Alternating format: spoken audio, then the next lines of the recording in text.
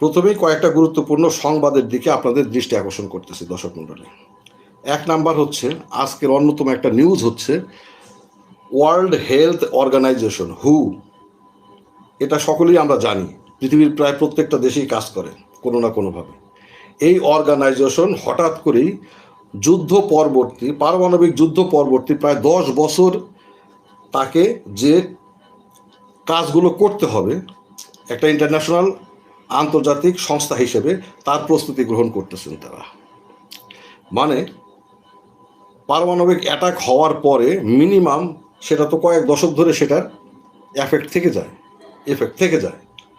সেই কয়েক দশকের প্রস্তুতি তাকে কি করতে হবে, সেখানে কি পরিমাণ কি কাজ করতে হবে, কিভাবে সেখানে আপনার মনে করেন তাদের বিভিন্ন ধরনের কর্মকাণ্ড পরিচালনা করতে হবে, সেই বিষয়ে তারা প্রস্তুতি নিচ্ছে এবং তাদের উপর লেভেল থেকে তা সেই অনুযায়ী প্রস্তুতি নিতে বলা হয়েছে।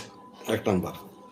2 নাম্বার হচ্ছে, আজকে Dan Caine, general chief of staff যেটাকে বলা হয় আমেরিকার, উনাকে প্রশ্ন করা হয়েছিল যে আপনাদের এখন ভবিষ্যৎ পরিকল্পনাটা কি এই যুদ্ধকে কেন্দ্র করে।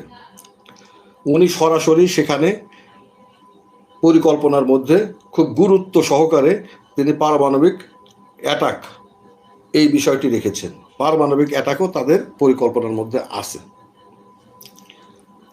3 নাম্বার হচ্ছে আপনার, এই ডান কেইনি আবার যুদ্ধমন্ত্রী, আমেরিকার প্রতিরক্ষা মন্ত্রী, কিন্তু যুদ্ধকালীন টাইমে তার নাম হয়ে যায় যুদ্ধমন্ত্রী, কাজে সে এখন যুদ্ধমন্ত্রী। পিট হেগস উনার সাথে একটা যৌথ সাংবাদিক সম্মেলনে এসেছিলেন। উনারা মার্কিন কংগ্রেসে $200 বিলিয়ন চেয়েছেন এই বিষয়টা নিয়ে সাংবাদিক সম্মেলন। এই যুদ্ধকালীন সময়ে যুদ্ধের জন্য $200 বিলিয়ন তাদের প্রয়োজন। সঙ্গত কারণে সাংবাদিকরা জিজ্ঞেস করেছে এত কেন, আপনাদের এই 18-19 দিনের যুদ্ধে সবেমাত্র ব্যয় হয়েছে $15-16 বিলিয়ন, তো আপনারা $200 বিলিয়ন দিয়ে কি করবেন, এত টাকা কেন? উনাদের এই পিট হেগস একটা মন্ত্রী, একটা দেশের মন্ত্রী, তাও আর তারা দাবি করে তারা সভ্য দেশের মন্ত্রী, তিনি বলেছেন পৃথিবী থেকে খারাপ মানুষগুলোকে বিদায় করতে বা খারাপ মানুষগুলোকে সরিয়ে দিতে বা খারাপ মানুষগুলোকে হত্যা করতে এই $200 বিলিয়ন খুব একটা বেশি টাকা নয়। পৃথিবী থেকে খারাপ মানুষগুলোকে বিদায় করে দিতে, সরিয়ে দিতে এই $200 বিলিয়ন খুব একটা বেশি অর্থ নয়। এই খারাপ মানুষগুলো কারা? যারা এখন যুদ্ধ করতেছে আমেরিকার বিপক্ষে, তারাই খারাপ মানুষ। তাদেরকে সরিয়ে দেওয়ার জন্য $200 বিলিয়ন খুব একটা বেশি নয়। তাদের সরিয়ে দিতে হলে $200 বিলিয়ন লাগবে। তাহলে $200 বিলিয়ন কি লাগবে ভাই? তাহলে কি এখানেও কি সেই ইঙ্গিতটা আছে পারমাণবিক হামলা হওয়ার পরে যে পরিস্থিতি তৈরি হবে সেই পরিস্থিতি ট্যাকেল করার জন্য এই পরিমাণ টাকা প্রয়োজন? প্রস্তুত করাই যেতে পারে। দর্শক মণ্ডলী, 4 নাম্বার পয়েন্টটা হচ্ছে আপনার ইসরায়েলের প্রতিরক্ষা মন্ত্রী, ইসরায়েলের যাকে যুদ্ধমন্ত্রী হিসেবে এখন ঘোষণা করা, মানে যুদ্ধকালীন সময় যুদ্ধমন্ত্রী, তিনি আজকে সাংবাদিক সম্মেলন করেছেন। তিনি সরাসরি বলেছেন তাদের সরকারের নির্দেশ মোতাবেক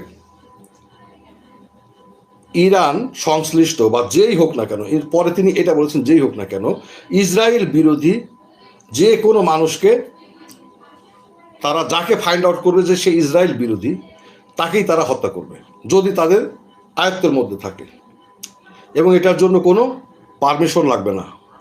যে কোনো এর আগে কিন্তু ইসরায়েল একটা অর্ডার করেছিল, একটা জারি করেছিল যে ইরানের নেতৃ পর্যায়ের লোকজন যে যখন যেখানে বাগে পাবে তাকে হত্যা করবে। এর জন্য ওই মুহূর্তে যে উপরে পারমিশন লাগবে এই চিন্তা মাথায় রাখবে না, কোনো পারমিশন লাগবে না। যখন যেখানে যাকে পাবে তাকে হত্যা করে দেবে, শেষ করে দেবে, যদি তোমার সেই আয়ত্তের মধ্যে থাকে এবং তুমি যদি হত্যা করতে সমর্থ হও, এরকম যদি তোমার কাছে মনে হয় হ্যাঁ তুমি হত্যা করতে পারবে, তাহলে হত্যা করে দেবে। আর এখন বলতেছে যে নট অনলি আপনার মনে করেন যে নেতা যে মানুষগুলোই ইসরায়েল বিরোধী, ইসরায়েলকে পছন্দ করে না, ইসরায়েলের সমালোচনা করে, সেই হত্যার যোগ্য, তাকেই তারা হত্যা করবে। দর্শক মণ্ডলী, এখন প্রশ্ন হচ্ছে হঠাৎ করে যুদ্ধ তো এর আগে ভাই অনেকগুলোই হয়েছে। আফগানিস্তানের যুদ্ধ বছরের পর বছর চলছে, ইরাক যুদ্ধ হয়েছে, কত যুদ্ধই তো হলো। দর্শক মণ্ডলী, হুকে আনুষ্ঠানিকভাবে কখনো পারমাণবিক অ্যাটাকের পরের সিচুয়েশন, সেই সিচুয়েশন ট্যাকেল করার জন্য যা করণীয়, যেরকম প্রস্তুতি নেওয়া প্রয়োজন, একটা ওয়ার্ল্ড হেলথ অর্গানাইজেশন, একটা বিশ্ব সংস্থাকে সেই রকম কোনো প্রস্তুতি নিতে কখনো দেখা গিয়েছে? কখনো ঘোষণা দিয়ে সেরকম প্রস্তুতি নেওয়া হয়েছে? তাহলে এইবার কেন হুকে এইরকম প্রস্তুতি নিতে হচ্ছে? হুকে কেন এখন পারমাণবিক হামলা পরবর্তী বা পারমাণবিক বিস্ফোরণ পরবর্তী উদ্ভূত পরিস্থিতি নিয়ন্ত্রণ করার জন্য বা সেই পরিস্থিতির সাপেক্ষে তার যা যা করণীয় সেই বিষয়গুলোর প্রস্তুতি নিয়ে রাখতে হচ্ছে কেন? জিজ্ঞেস করার পরে সাংবাদিকদের হু পক্ষ থেকে যেটা বলা হয়েছে যে আমরা আশঙ্কা করতেছি যে এইবারের যুদ্ধে এরকম ঘটনা ঘটতে পারে। আমরা বলতেছি না যে এখানে হামলা হবে, বরং উল্টাটাও হতে পারে। সেটা হচ্ছে কি, ইরানের অভ্যন্তরে যে পারমাণবিক চুল্লিগুলো আছে, যে পারমাণবিক, এই যে আমাদের যেরকম একটা পারমাণবিক কেন্দ্র আছে, এরকম যে পারমাণবিক কেন্দ্রগুলো আছে যেখান থেকে বিদ্যুৎ উৎপন্ন হয়, সেই কেন্দ্রের উপরে যদি হামলা হয়ে যায় তাহলে সেটাও তো বিস্ফোরিত হয়ে সেখান থেকে তো পারমাণবিক তেজস্ক্রিয়তা বের হয়ে আসতে পারে এবং একটা পারমাণবিক বোমার মতোই সেটা ধ্বংসাত্মক হয়ে যেতে পারে। চেরনোবিল তো আমরা জানি, সেখানেও তো আমাদেরকে কাজ করতে হবে তাহলে। আর সেই কাজটা তো একদিন দুই দিনের নয়, সেটা তো কাজ করতে হয় দশকের পর দশক ধরে। হুর কথা অনুযায়ী যে কোনো পারমাণবিক বিস্ফোরণ বা পারমাণবিক, সেটা আপনি অ্যাটাক করেন অথবা মানে যে কোনো দুর্ঘটনার কারণেই হোক না কেন, সেই রকম একটা ঘটনা ঘটলে তো তার প্রতিক্রিয়া দশকের পর দশক থেকে যায়। তো কথা হচ্ছে যে আমরা যেহেতু একটা বিশ্ব সংস্থা, আমাদের তো একটা দায়িত্ব আছে, আমরা প্রস্তুতি নিচ্ছি। উদাহরণস্বরূপ সে এটাও বলেছে, হু একদিন আগের একটা অ্যাটাকের কথা বলেছে, যে অ্যাটাকে বলতে হুর কথা অনুযায়ী যে পারমাণবিক বিস্ফোরণ ঘটতে পারত বা পারমাণবিক তেজস্ক্রিয়তা বের হয়ে আসতে পারত, এইরকম পারমাণবিক স্থাপনার মাত্র কয়েক মিটার দূরেই অ্যাটাক করা হয়েছে। মানে আর কয়েক মিটার ভিতরে অ্যাটাক করলেই সেখানে একটা পারমাণবিক তেজস্ক্রিয় পদার্থ বের হয়ে আসতো এবং পারমাণবিক তেজস্ক্রিয়তা সেখানে ইরানের অভ্যন্তরে ছড়িয়ে পড়ত। এখনও তারা সন্দেহান যে সেখান থেকে পারমাণবিক তেজস্ক্রিয়তা বের হয়ে আসতে পারে। এটা হচ্ছে তার কথা। আর বিশেষজ্ঞদের কথা, মানে বিশ্লেষকদের কথা, সেটা হচ্ছে গা হু ইউএন অর্থাৎ ইউনাইটেড নেশনের একটা প্রতিষ্ঠান। তো ইউনাইটেড নেশন বলেন আর হু বলেন, এগুলো সবই মার্কিন প্রতিনিধিত্বকারী প্রতিষ্ঠান, মার্কিন বলয়ের প্রতিষ্ঠান। হুতে কাজ করে যারা যারা বড় বড় কর্মকর্তা, এমনকি ইউএনও, তারা সকলেই আমেরিকা দ্বারা নির্বাচিত বা আমেরিকান বা মার্কিন নাগরিক অথবা আমেরিকার পছন্দের মানুষ। তাহলে তাদের কাছে কি গোপন কোনো চ্যানেলে নির্দেশনা গিয়েছে যে তোমরা পারমাণবিক বিস্ফোরণের পরবর্তী প্রস্তুতি নাও, এইরকম ঘটনা ঘটতে যাচ্ছে খুব দ্রুত, এবং তার জন্য যা যা প্রস্তুতি নেওয়া তোমাদের প্রয়োজন তোমরা নাও, নিয়ে ফেলো, এরকম কোনো নির্দেশনা গিয়েছে কি? এটা কিন্তু এখন সকলেরই একটা প্রশ্ন। দর্শক মণ্ডলী, ডান কেইন, যিনি এই যুদ্ধ পরিচালনা করতেছেন, মার্কিন জেনারেল চিফ অফ স্টাফ, উনি কেন আজকে হঠাৎ করেই খুব গুরুত্ব সহকারে পারমাণবিক অ্যাটাকের বিষয়টি সামনে নিয়ে আসলেন? কেন বললেন যে আমাদের পরিকল্পনার মধ্যে অন্যতম একটা পরিকল্পনা হচ্ছে প্রয়োজনে আমরা পারমাণবিক অ্যাটাক করব, পারমাণবিক অ্যাটাকে যাব বা পারমাণবিক হামলা চালাবো? আবার সেই ডান কেইন আবার পররাষ্ট্রমন্ত্রী প্রতিরক্ষা মন্ত্রী পিটার হেক্সের সাথে মিটিং করে তাকে বোঝালেন যে আমার এই পরিমাণ টাকা প্রয়োজন, $200 billion. Is it matter of jokes? $200 billion, যেখানে এই 18-19 দিনে খরচ হয়েছে, প্রতিদিন যদি $1 বিলিয়ন খরচ হয় তারপরও সেটা $18 বিলিয়নের বেশি না, তাহলে $200 বিলিয়ন। এত টাকা কেন? সাংবাদিকদের প্রশ্নের উত্তরে একটা মন্ত্রী কিভাবে বলে খারাপ লোকদের পৃথিবী থেকে বিদায় করার জন্য এই টাকা খুব একটা বেশি টাকা নয়। খারাপ লোক কারা? যারা আমেরিকার বিরোধী তারাই খারাপ লোক, যারা ইসরায়েল বিরোধী তারাই খারাপ লোক। তার মানে আমেরিকানদের কোনো সমালোচনা করা যাবে না, ইসরায়েলের কোনো সমালোচনা করা যাবে না। আর আজকে যুদ্ধ আমেরিকা তো এই প্রথম করতেছে না। গত 25 বছরের ভিতর কোন বছর আমেরিকা যুদ্ধের বাইরে ছিল?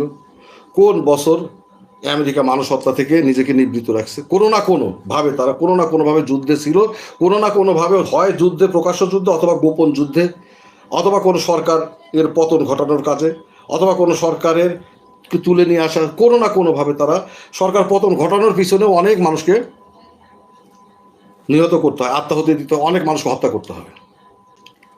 তো কথা হচ্ছে যে আমেরিকা এইরকম যুদ্ধের বাইরে ছিল কবে? তাহলে আমেরিকা যার সাথে যুদ্ধ করবে সেই খারাপ মানুষ, তাকেই আপনার সরিয়ে দিতে হবে। তার সরিয়ে দেওয়ার জন্য সহজ পদ্ধতি কি? পারমাণবিক অ্যাটাক? প্রশ্ন থাকতেই পারে, আসতেই পারে। দর্শক মণ্ডলী, একটা প্রশ্ন। অ্যামনেস্টি ইন্টারন্যাশনাল, এই যে মানবাধিকার সংস্থাগুলো, এই যে এতগুলো ঘটনা বললাম, এই ঘটনাগুলো নিয়ে একটা কথা বলতেছে?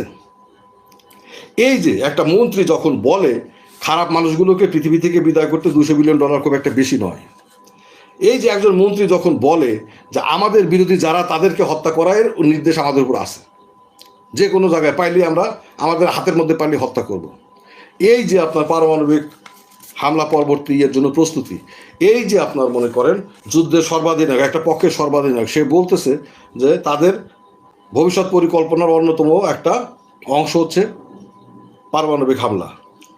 একটা মানবাধিকার সংস্থা এগুলোর প্রতিবাদ করতেছে, একটা মানবাধিকার সংস্থা এগুলোর সমালোচনা করতেছে। অথচ দেখেন আমাদের দেশে কেন ফাঁসি দিয়ে মারা হয় যাবজ্জীবন? তারা এত সভ্য দেশ যে তাদের দেশে মানুষ হত্যা, এটা সে যত বড় অপরাধী হোক, এটা কোনোভাবেই কাম্য নয়, এটা কোনোভাবেই মেনে নেওয়া যায় না।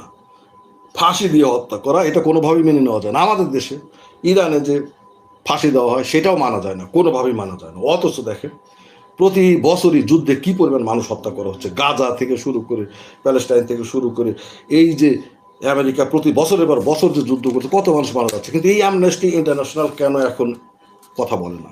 কেন এইসব বিষয়ে কখনোই কথা বলে না? এগুলো কি মানুষ হত্যা নয়?